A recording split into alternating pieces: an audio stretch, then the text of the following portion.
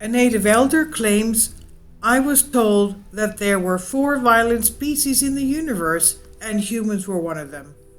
It's also important to keep in mind there are many stories of many different species, and it's a big subject and topic. Now, how did he come to know and give us his claim? Arjun Walia, Collective Spark, reports. He said, I've been studying topics of UFOs, extraterrestrials, for a long time, and one of the things that fascinate me most is when I come across corroborating stories that have absolutely no connection to one another.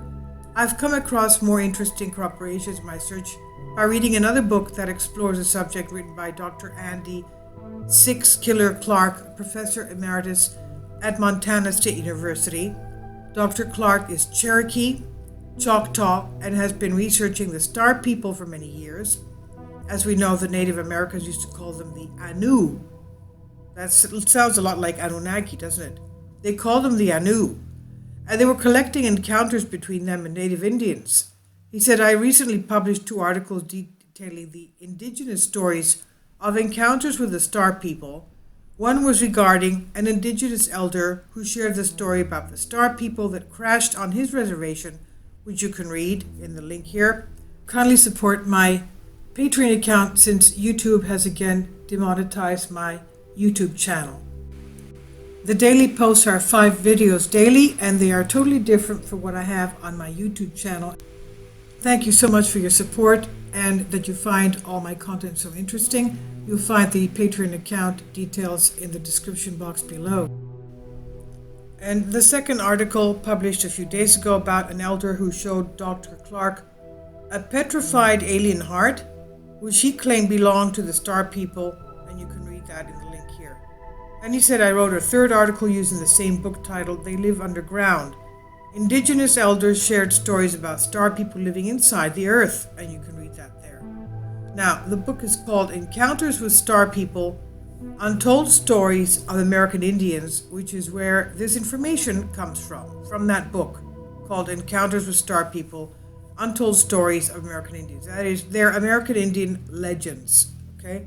Now, while writing the third article in the series, one interesting corroboration is that an elder was telling Dr. Clark a story about an ancient group of human-looking terrestrials that lived underground near Mount Hayes, Alaska, or in that general area.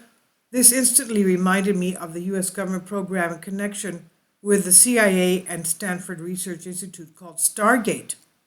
One of its functions was to study remote viewing, which is the ability to perceive and describe a distant location regardless of distance. It's an ability that allows the viewer to be able to describe a remote geographical location up to several 100,000 kilometers away, in some cases even more, from their physical location that they have never been to. After the program was declassified and they began giving interviews, it was discussed that a common theme among the Army remote viewers was extraterrestrial experiences. Multiple viewers like Pat Price, Lynn Buchanan gave the location of multiple ET bases located here on Earth, which also happened to be underground. One of them was underneath Mount Hayes, Alaska. This obviously fascinated me, and you can read more in the sources here. Now, throughout the book, Dr. Clark interviews many indigenous people that share similar experiences with thousands of other contactees and abductees. There are people who have had no contact with each other, but have shared stories that are very similar with regards to extraterrestrial contact, and specific details like what these beings look like and why they're here, etc. And according to historian and retired Temple University professor Dr. David M. Jacobs, the consistency is mind-boggling, and you can read more here in the link.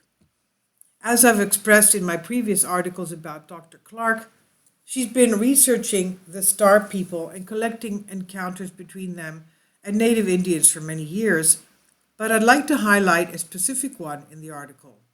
In the story, Dr. Clark encounters visiting an elder on a reservation named Tali, who told her that, quote, I have been seeing the star beings all my life.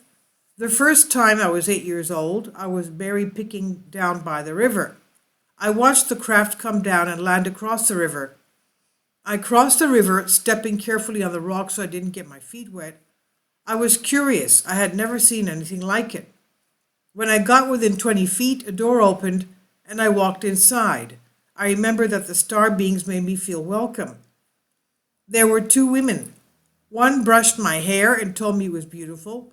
Sometimes I took them flowers and sometimes rocks. My grandmother told me that rocks had souls, and I tried to explain that to them. I don't think they understood, but they did teach me how to heal with my hands.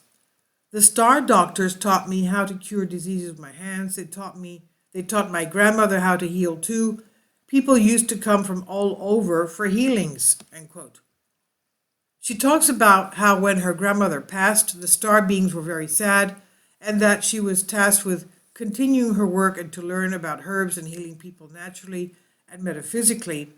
When asked by Dr. Clark to describe them, she said, quote, "They are fair and tall and thin. They are much smarter than us, but interested in our ways. They travel the stars, learning from others throughout the star system. They collect information on the aging process of Earth people. They are trying to learn why we die so young. The star people live much longer than we live. A normal age for them is 1,000 Earth years. They don't have diseases like we do. Alcohol and tobacco use is not used by their civilization. Individuals choose their jobs early in life and stay in that job forever. They become experts in their field, which results in many discoveries that improve their lives. The star doctors visit Earth all the time. They mostly observe, but there are quote-unquote helpers all over the world who serve as contacts. Both my grandmother and I have been their helpers. The star people call themselves observers. They brought life to this planet and they study how it had changed. Observers, watchers, and now they say that they brought life to this planet, study how it changed. Okay. And now this is another piece that corroborates with many of the stories I've heard people explain who claim to have had contact experiences. It's either that some of these beings are simply curious observers of planet Earth, collecting data, almost as if some of them are on science missions and field trips to bring information about other planet civilizations back to their own planet. When Dr. Clark asked Tally if she could remember anything else that she had learned from them, she replied, "Yes, they were not violent. I was told that there were 4 violent species in our universe and that humans were one of them." Dr. Clark ended the chapter of the book by explaining this. "Over the next 5 odd years, I often stopped to see Tally when I visited the reservation. She remained strong and alert until her death at 95. On the day of her funeral, several people saw a UFO appear in the sky and hover there, and I was one of them." End quote. Conclusion, the takeaway. We now have thousands of documents, radar tracking, pictures, and videos of unidentified flying objects, along with hundreds of high-ranking individuals from within academia, military, government, etc., emphasizing we're not alone.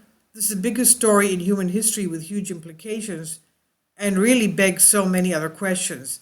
This is why it's always interesting to explore the legends and lore that exists within the field and read about supposed contact stories. Perhaps one day we'll be the extraterrestrials exploring another planet. Now, as far as the comments made about human beings being one of the most violent species in the universe, there is still a lot of good here. We are empathetic beings with so much potential for good. We are indeed changing, but if we were an ET looking down at what happens on our planet, we would probably be scared to come to visit as well. This is on Collective Spark. It was from Collective Evolution under Creative Commons. Please leave your comments and thank you for your support.